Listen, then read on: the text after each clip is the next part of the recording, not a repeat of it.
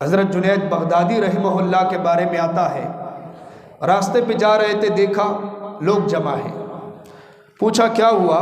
کہا گیا کہ ایک چور ہے، اس کو سولی پہ لٹکایا گیا۔ حضرت جب تشریف لے گئے، لوگوں نے بتایا حضرت یہ عادی چور ہے، عادی، اس کی عادت ہے، پہلی دفعہ اس نے چوری کی، اس کے ہاتھ کو کاٹا گیا، دوسری دفعہ اس نے چوری کی، اس کی ٹانگ کو کاٹا گیا، تیسری دفعہ اس نے چوری کی، اس کو اوپر سولی پہ لٹکایا گیا۔ حضرت سیدھے گئے، اس کے پاؤں کو چوما۔ حضرت جنید بغدادی رحمہ اللہ تو بہت بڑے تھے، لوگ مریدین شاگرد سارے حیران ہو گئے کہ حضرت ایک عادی چور ہے، اس کی عادت ہے، اور آپ اس کے قدموں کو چوم رہے ہو۔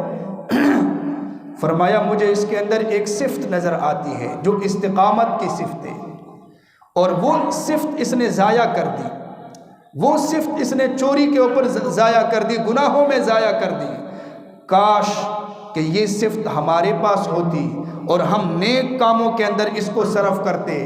استقامت کی صفت، اس کا ہاتھ کٹا پھر بھی یہ چوری سے باز نہیں آیا، اس کی ٹانگ کٹی پھر بھی یہ باز نہیں آیا، یہاں تک کہ اس کو لٹکایا گیا۔